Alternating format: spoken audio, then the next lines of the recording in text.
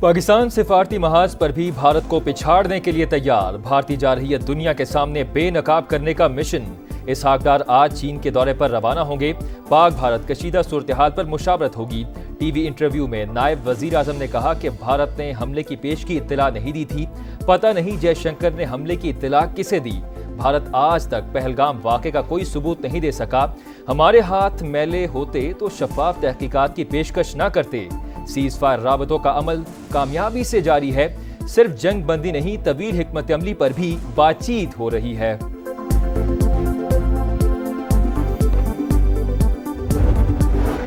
Operation بنیان مرصوص میں پاک بحریہ کی بے مثال کردار کا اعتراف۔ وزیر اعظم آج کراچی کا دورہ کریں گے۔ پاک نیوی کے افسران اور جوانوں سے خطاب شیڈیول۔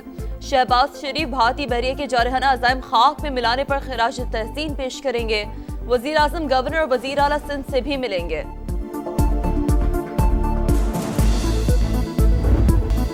بھارت پانی بند کرنے کی ہمت نہیں کر سکتا۔ پانی کو بطور ہتھیار استعمال کیا گیا تو ایسا جواب دیں گے کہ دنیا دیکھے گی اور اس کے اثرات دہائیوں تک محسوس کیے جائیں گے۔ پاک فوج کا بزدل دشمن کو واضح پیغام۔ D G I S P R lieutenant general Ahmed Sharif Chaudhry نے عرب نیوز کو انٹرویو دیتے ہوئے کہا، بھارت جب تک کشمیر پر بات نہیں کرتا مسئلہ حل نہیں ہو سکتا۔ سیاسی حکومت کی ہدایت کو حرف بحرف مانتے ہیں۔ روسی ٹی وی کو انٹرویو میں کہا، پاکستان میں دہشت گردی کا اصل سرپرست بھارت ہے، خوارج ہوں یا بلوچستان میں سرگرم گروہ، سب کے پیچھے انڈیا ہی ہے۔ پہلگام واقعے کے چند منٹ بعد ہی الزام پاکستان پر لگانا کہاں کی دانشمندی ہے؟ غیر جانبدارانہ تحقیقات اور تعاون کی پیشکش کی، لیکن بھارت نے جارحیت کر دی۔ ہم نے فوری اور مؤثر جواب دیا، 6 طیارے مار گرائے۔ دشمن کو حقیقت کا سامنا کرنا پڑے گا۔ جنگ بندی کی درخواست بھارت نے کی، ہم نے خیر مقدم کیا۔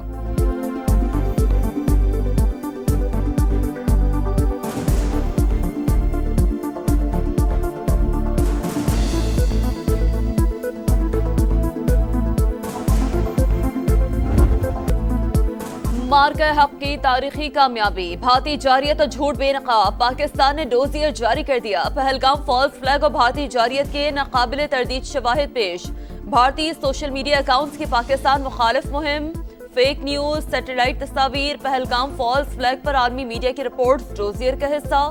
بین الاقوامی میڈیا، بھارتی سیاستدانوں اور عوام نے پہلگام فالس فلیگ اور بھارتی میڈیا کے گھناؤنے کردار پر سوالات اٹھائے۔ ڈوزیئر کے مطابق پاکستان نے جارحیت کے جواب میں صرف بھارتی ملٹری اہداف کو نشانہ بنایا۔ پاکستان امن کا علمبردار، اپنی سالمیت کا ہر قیمت پر دفاع کرے گا۔ عسکری ٹیکنالوجی، سفارتی اور انفارمیشن وارفیئر میں دشمن کو شکست فاش دی۔ نواز شریف دور میں 6 ایٹمی دھماکے، شہباز شریف دور میں 6 بھارتی طیارے مار گرائے۔ وزیر اعظم ٹھیک کہتے ہیں، ہم نے 71 کا بدلہ لے لیا۔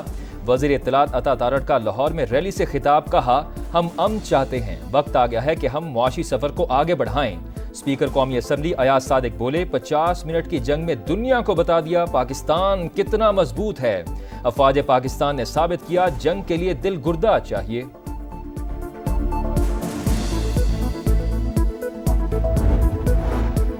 ساری دنیا بھارتی میڈیا کو ناقابل اعتبار قرار دینے لگی۔ کشیدگی کے دوران بھارتی میڈیا کی معلومات کا کوئی بھی حصہ درست نہیں تھا۔ پاکستان کے خلاف گمراہ کن اور فیک ویڈیوز شیئر کی گئی۔ امریکی اخبار نیو یارک ٹائمز کی رپورٹ میں تہلکہ خیز انکشاف۔ لکھا، بھارتی اینکرز اور مبصرین نے جوہری ریاستوں کے درمیان جنگ کرانے میں کوئی کسر نہیں چھوڑی۔ فیک نیوز واچ ڈاگ نے بھی بھارتی میڈیا کو بے نقاب کر دیا۔ انڈین میڈیا حکومتی سرپرستی میں مہم سازی میں ملوث پایا گیا۔ 7 سے 10 مئی کے واقعات پر مبنی تحقیقاتی رپورٹ جاری۔ قومی اسمبلی کا اجلاس آج شام 5 بجے ہوگا۔ 10 نکاتی ایجنڈا جاری۔ سینٹ کا اجلاس بھی شام 4 بجے ہوگا۔ سندھ اور پنجاب اسمبلیوں کے اجلاس بھی آج ہوں گے۔ آئندہ بجٹ پر پالیسی سطح کے پاکستان آئی ایم ایف مذاکرات کا آج سے آغاز۔ تنخواہ دار طبقے کے لیے ریلیف کی تجاویز شیئر کی جائیں گی۔ بیرونی مالی ضروریات سے متعلق رپورٹ جاری۔ پاکستان کو اگلے 5 سال میں $115 ارب سے زائد بیرونی فنڈز درکار۔ پاکستان کی قرض ادائیگی کی صلاحیت بہتر قرار۔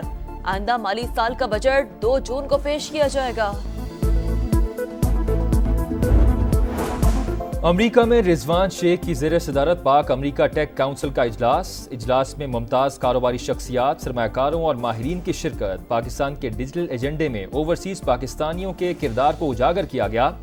پاکستانی سفیر نے کہا پاک امریکہ تکنیکی روابط میں پاکستانی نژاد ماہرین کا کردار نہایت اہم ہے۔ آئندہ سال کے ایکشن پلان کی منظوری بھی دی گئی۔ قلعہ عبداللہ میں ایف سی قلعہ گلستان کے قریب مارکیٹ میں بم دھماکہ، 4 افراد شہید، 12 زخمی۔ ڈپٹی کمشنر کے مطابق بم گاڑی میں نصب تھا، سیکیورٹی فورسز کے اہلکار محفوظ رہے۔ کراچی کے علاقے اورنگی ٹاؤن ڈسکو موڑ کے قریب ڈکیتی مزاحمت، ڈاکوں کی فائرنگ سے نوجوان جان سے گیا۔ شہری کی فائرنگ سے ایک ڈکیت مارا گیا جبکہ اس کا ساتھی فرار۔ کراچی میں آئی سی آئی پل پر تیز رفتار ٹریلر پل کی ریلنگ سے ٹکرا گیا۔ ٹریلر کا اگلا حصہ پل سے لٹک گیا، کوئی جانی نقصان نہیں ہوا۔ ٹریلر تھانے منتقل کر دیا گیا، ڈرائیور اور کلینر بھی گرفتار۔ شدید گرمی کے بعد اسلام آباد، راولپنڈی میں آندھی اور بارش، پشاور سمیت خیبر پختونخوا کے مختلف علاقوں میں بھی شدید آندھی، سائن بورڈز اور درخت اکھڑ گئے، 5 زخمی۔ پیسکو ریجن میں 110 فیڈرز ٹرپ کر گئے۔ خیبر، سوات، مردان، سوابی، ایبٹ آباد اور مانسیرہ میں بھی بجلی کی سپلائی متاثر۔ آج بھی پنجاب، اسلام آباد اور خیبر پختونخوا کے مختلف علاقوں میں آندھی کے ساتھ بارش کی پیشگوئی۔ غزہ میں انسانیت سوز مظالم جاری، اسرائیل کے شمالی، جنوبی اور وسطی علاقوں پر حملے، مزید 144 فلسطینی شہید، 2 روز میں شہادتوں کی تعداد 270 ہو گئی۔ شہداء میں القسام بریگیڈ کے کمانڈر محمد السنوار اور 4 صحافی بھی شامل۔ صہیونی فورسز کے حملے کے بعد انڈونیشین اسپتال غیر فعال، ڈاکٹرز اور مریض محصور۔ حماس کی اسرائیلی کارروائیوں کی مذمت۔ جارج واشنگٹن یونیورسٹی میں طالبہ کا اپنی یونیورسٹی پر غزہ میں نسل کشی کے لیے مالی معاونت کا الزام، کانووکیشن تقریب کے دوران احتجاج۔ کہا غزہ میں 1 سال سے نسل کشی جاری ہے، فلسطینی طلبہ تعلیم سے محروم ہیں، میں کیسے خوشی منا سکتی ہوں۔ نئے طلبہ سے یونیورسٹی کو عطیات نہ دینے کی اپیل کر دی۔ یونیورسٹی انتظامیہ نے پالیسی کی ممکنہ خلاف ورزیوں کی تحقیقات کا آغاز کر دیا۔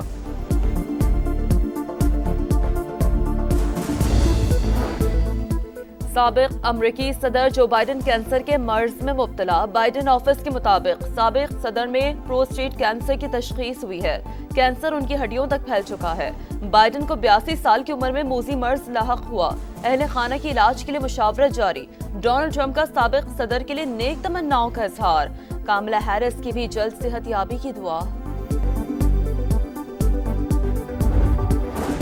رومینیا میں صدارتی انتخابات کا دوسرا مرحلہ، یورپی یونین کے حامی امیدوار نیکوسر ڈین نے میدان مار دیا۔ امریکی صدر ڈونلڈ ٹرمپ کی حمایت یافتہ صدارتی امیدوار جارج سیمیون کو شکست۔ انتخابات میں کامیابی پر نیکوسر ڈین کے حامیوں کا سڑکوں پر جشن۔ قائم مقام امریکی سفیر نیتلی اے بیکر کی راولپنڈی اسٹیڈیم آمد، chairman P C B Mohsin Naqvi سے ملاقات، خوشگوار جملوں کا تبادلہ۔ نیتلی بیکر نے محسن نقوی کے ساتھ سیلفی بھی بنائی۔ لاہور قلندرز نے پلے آف مرحلے کے لیے کوالیفائی کر لیا، پشاور زلمی کو 26 رن سے شکست دے دی۔ پی ایس ایل 10 کی پلے آف لائن اپ مکمل، کراچی، کوئٹہ، اسلام آباد اور لاہور کی ٹیموں نے جگہ بنا لی۔ ملتان سلطانز اور پشاور زلمی کا پی ایس ایل میں سفر تمام۔